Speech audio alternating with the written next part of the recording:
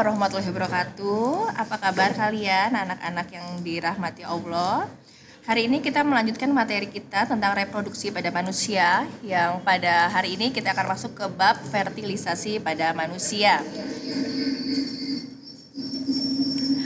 Oke, sekarang masih ingatkah kamu kenapa sih menstruasi itu bisa terjadi? Ya, betul. Menstruasi itu terjadi karena sel telur tidak dibuahi oleh sperma pada tuba falopi. Nah, sekarang bagaimana kalau sel telur yang berada pada tuba falopi itu dibuahi sperma? Kira-kira apakah yang akan terjadi? Nah, apabila ada sperma yang masuk ke dalam saluran reproduksi wanita, maka sel sperma akan bergerak menuju sel telur yang sudah menunggu di saluran oviduk atau tuba falopi. Pertemuan antara sel telur dan sperma inilah yang akan mengawali terjadinya proses fertilisasi. Jadi fertilisasi adalah proses meleburnya inti sel sperma di dalam inti sel telur wanita sehingga menghasilkan zigot. Nah, kira-kira seperti ini nak ya. Jadi sel sperma masuk ke dalam sel telur wanita dan meninggalkan inti selnya di dalam sel ovum wanita. Oke, bertemunya sel sperma dan sel ovum. Ini adalah ovarium. Apa itu ovarium? Ya, ovarium adalah tempat dihasilkannya sel telur yang sudah masak atau sel telur fungsional melalui proses oogonium. Pada proses oogonium hanya ada satu sel telur fungsional yang dihasilkan. Nah, sel telur inilah yang bersiap di dalam tuba falopi untuk dibuahi oleh sperma. Ya. Jadi diawali dari proses keluarnya sel telur atau oosit dari dalam ovarium. Selanjutnya sel telur akan menunggu di tuba falopi. Menunggu siapa? Menunggu sel sperma datang. Apabila sel sperma datang bertemu dengan sel ovum di dalam tuba falopi, maka terjadilah fertilisasi, yaitu meleburnya inti sel telur dengan inti sel sperma sehingga terbentuklah zigot. Ya, lalu yang ketiga, pembelahan. Satu sel zigot akan membelah menjadi dua. Di sini kelihatan ya, mulai terbentuk menjadi dua bagian zigot. Kemudian dua bagian ini akan pecah menjadi 4 bagian sel zigot. Selanjutnya begitu kelipatan 2 dan ini masih terjadi di dalam tuba falopi.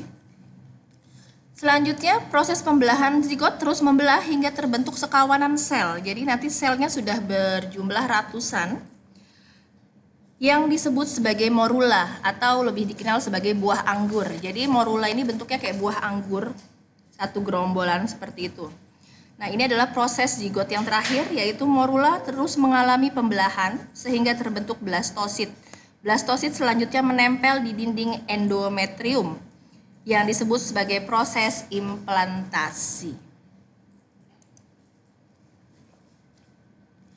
Nah, ini bagannya. Saat oosit sekunder keluar, hari pertama membentuk zigot, hari kedua sejak pertemuan sel telur dengan sel sperma, zigot sudah membelah menjadi 2, hari ketiga menjadi 4, hari keempat menjadi 16 sel, dan berikutnya. Sampai masuk ke hari 8 dan 9. Jadi proses menempelnya zigot atau blastula di dalam endometrium atau dinding rahim, itu terjadi pada hari ke-8 sampai 9. Jadi pada hari ke-8 sampai ke-9 hari setelah proses fertilisasi sudah dapat diketahui apakah ada zigot yang berada pada rahim atau tidak. Oke, sekarang kita masuk ke proses perkembangan embrio. Di sini tahapan embrio itu ada 3 tahapan. Yang pertama adalah trimester awal. Trimester awal itu pada bulan pertama, bulan kedua, dan bulan ketiga. Sedangkan trimester kedua itu bulan keempat, bulan kelima, dan bulan keenam. Sedangkan trimester ketiga itu berlangsung bulan ke-7, bulan ke-8, dan bulan ke-9. Pada trimester pertama atau 3 bulan pertama, janin hampir terbentuk sempurna. Nah, pada 3 bulan ini janin rentan terhadap obat dan alkohol. Ya. Pada 5 minggu pertama, ukuran embrio hanya 7 mm. Namun embrio sudah mempunyai tulang belakang. Berkembang sampai embrio berusia 63 hari, dia akan memiliki struktur jaringan yang lengkap atau kita sebut sebagai janin. Ukuran janin pada usia 3 bulan hanya 5,5 cm. Sudah terbentuk otot, tulang belakang, tulang rusuk, lengan, dan jari. Ya, lanjut ke trimester kedua dimulai dari bulan keempat. Pada bulan ini terjadi pembesaran ukuran janin dan perbaikan sel menjadi lebih detail. Muncul tali plasenta yang untuk menghasilkan hormon progesteron untuk menjaga proses kehamilan. Pada saat ini ukuran bayi sudah mencapai 19 cm dan beratnya sudah masuk 0,5 kg. Jari-jari tangan mulai terlihat, jari-jari kaki mulai terbentuk, kuku mulai tumbuh. Janin pun sudah memiliki alis dan mata, ya. Permukaan kulitnya juga akan sudah ditumbuhi oleh bulu. Pada trimester kedua ini janin aktif bergerak. Matanya sudah mulai terbuka dan gigi pun mulai terbentuk. Lanjut ke trimester 3 yaitu pada bulan ke-7, ke-8, dan ke-9. Sirkulasi darah mulai berjalan lancar, bayi mulai bernafas. Janin berkembang untuk mengatur suhunya sendiri. Tulang-tulang bayi mulai mengeras, ototnya pun sudah mulai menebal.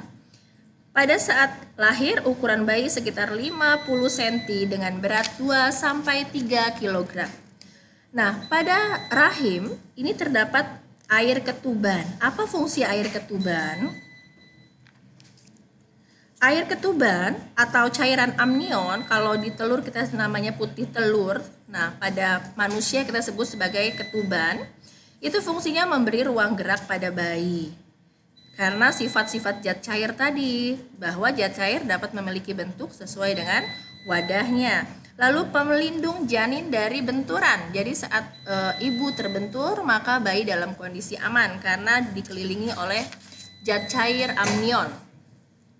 Selanjutnya fungsi air ketuban sebagai cadangan dan nutrisi bagi janin. Yang terakhir adalah menjadi inkubator atau pengatur suhu alami. Proses kelahiran normal. Saat melahirkan, ibu dihadapkan pada resiko atau apakah harus melahirkan normal atau tidak. Jadi kita akan membahas dari proses kelahiran normal. Pada proses kelahiran dipicu oleh tingginya hormon estrogen. Tingginya kadar estrogen memicu kepekaan uterus terhadap hormon oksitosin yang dihasilkan oleh fetus sehingga merangsang plasenta untuk menghasilkan hormon prostaglandin. Nah, hormon oksitosin inilah yang meningkatkan frekuensi kontraksi otot pada rahim sehingga ibu mengalami kontraksi pada rahim. Kontraksi terjadi 30 detik atau dalam rentang waktu 30 menit. Mencapai puncaknya dapat terjadi selama 90 detik dan terjadi setiap 2-3 menit sekali, ya. Pada saat dinding serviks terdorong melebar dan merangsang dihasilkan hormon oksitosin. Jadi hormon oksitosin ini merelaksasi otot-otot pada organ reproduksi wanita sehingga menghasilkan daya dorong yang akan semakin besar seiring dengan bertambahnya kontraksi. Nah, ini adalah proses melahirkan secara sesar. Apabila sang ibu mengalami kendala dalam melahirkan normal, maka harus diambil tindakan dengan cara proses kelahiran secara sesar. Proses kelahiran secara sesar ditandai dengan dirobeknya kulit bagian luar ibu secara melintang. Lalu bayi diambil keluar bersama dengan kantung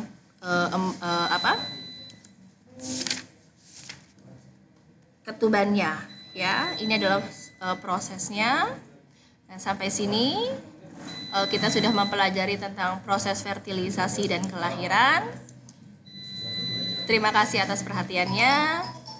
Wassalamualaikum warahmatullahi wabarakatuh.